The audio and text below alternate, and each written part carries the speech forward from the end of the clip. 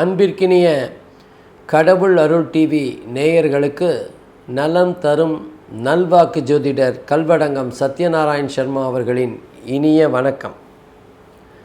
தற்சமயம் நாம் குருவின் அதிசார பெயர்ச்சி பலன்களை பற்றி பார்த்து கொண்டிருக்கின்றோம். வருகின்ற 13ஆம் தேதி, அதாவது மார்ச் மாதம் 13ஆம் தேதி அன்று குரு பகவான் விருச்சிக ராசியிலிருந்து தனுசு ராசியில் உள்ள மூலம் நட்சத்திரம் 1ஆம் பாதத்திற்கு பயிற்சியாகின்றார். இந்த தனுசு ராசியில் அதிசாரமாக செல்கின்ற காரணத்தினால் அவர் 3 மாதங்கள் அங்கே இருந்து தனுசு ராசியிலிருந்து பலன்களை தரப்போகின்றார்.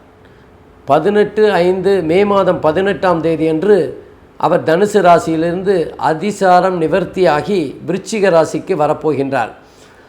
இந்த காலகட்டத்தில் குரு பகவான் மீன ராசிக்கு எப்படிப்பட்ட பலன்களை தரப்போகின்றார் என்பதை சற்று விரிவாக பார்க்கலாம்.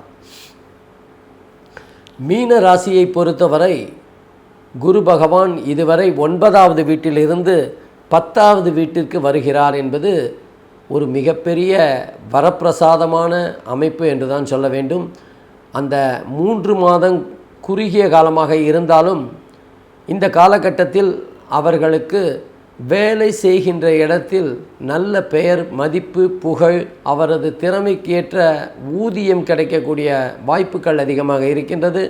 சொந்த தொழில் செய்கின்றவர்களுக்கு முன்னேற்றமும் வளர்ச்சியும், புதிய ஆர்டர்கள் அவர்களை தேடி வந்து அவர்களுக்கு பண வரவை அதிகரிக்கும். அதே நேரத்தில் அவர்கள் புதிய முயற்சிகளுக்காக லாபமாக வந்த பணத்தை அதே தொழிலில் முதலீடு செய்ய வேண்டிய ஒரு கட்டாயமும் இருக்கத்தான் செய்யும். 10வது வீட்டில் கேது இருக்கின்ற காரணத்தினாலும் சனி இருக்கின்ற காரணத்தினாலும் சில பல சிரமங்களை தந்து கொண்டிருந்த இந்த காலகட்டத்தில் இந்த 3 மாதங்கள் தனுசு ராசிக்கு குரு பகவான் அதிசாரமாக வருகின்ற காரணத்தினால் வெகுவாக அவர்களின் அசுப பலன்கள் குறைந்துவிடும். மீனராசிக்கு 4வது வீட்டில் இருந்து ராகு பகவான் எதிர்பாராத நன்மைகளை தந்தாலும் பல விதங்களில் சிரமங்களை தந்தார் என்று தான் சொல்ல வேண்டும். காரணம், இந்த ராகு கேது பயிற்சியானது கேது 10வது வீட்டிற்கும் ராகுவானவர் 4வது வீட்டிற்கும் மாறுகின்ற இந்த நேரத்தில் சுகஸ்தானத்தில் ராகு இருப்பது என்பது அவ்வளவு நல்லதல்ல.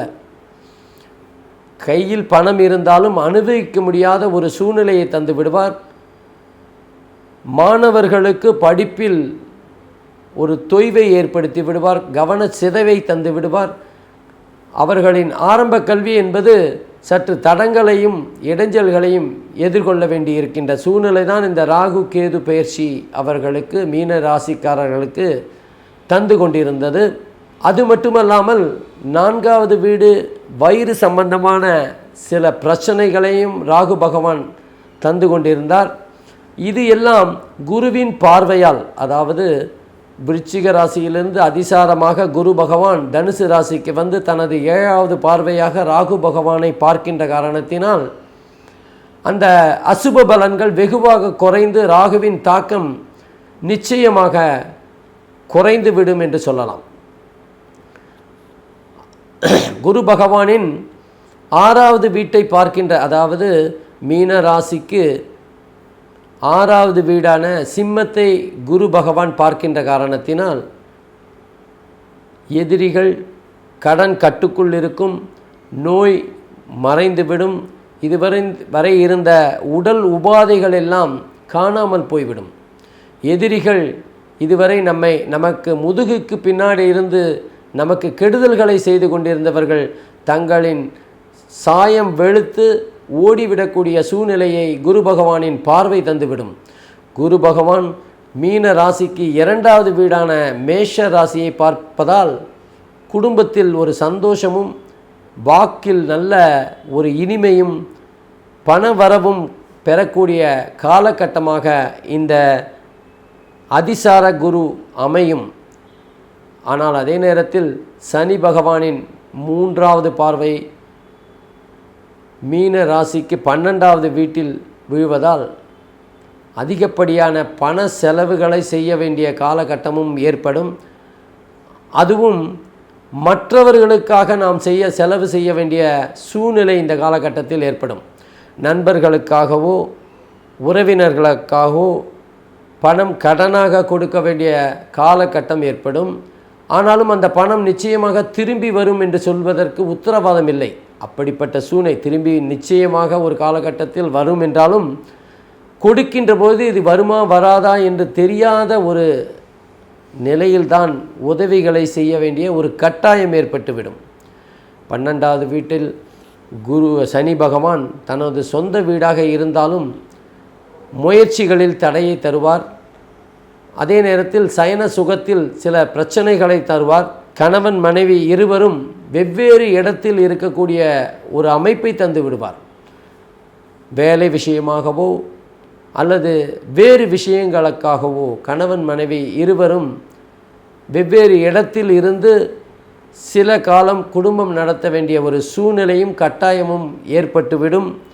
உடல் உபாதைகளை களத்திரத்திற்கு தந்து விடுவார். ஆகவே இந்த காலகட்டத்தில் ஜாதகருக்கு மிகப்பெரிய நன்மைகள் ஏற்பட்டாலும் சில அசௌகரியங்களையும் மீனராசி அன்பர்களுக்கு சனியின் மூலமாக கிடைத்துவிடும். 10ஆம் இடத்தில் இருக்கின்ற ராகு கேது பகவானும் 4வது இடத்தில் இருக்கின்ற ராகு பகவானும் பல கெடுபலன்களை தந்து கொண்டிருந்தாலும் அது குருவின் அதிசார பலன்களினால் குறையக்கூடிய வாய்ப்புகள் அதிகமாக இருக்கின்றது.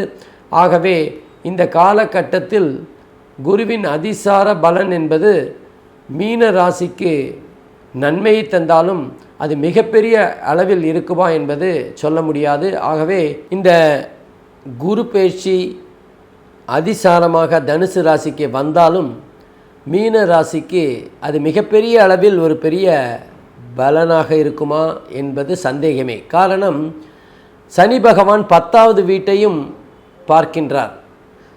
மீனத்திற்கு அது 7வது வீடாக வருகின்றது. சனியின் 10வது பார்வை மீன ராசிக்கு 7வது வீடான கன்னியில் வீழ்கின்ற காரணத்தினால் சனி பகவான் குடும்பத்தில் சில சலசலப்புகளை ஏற்படுத்துவார்.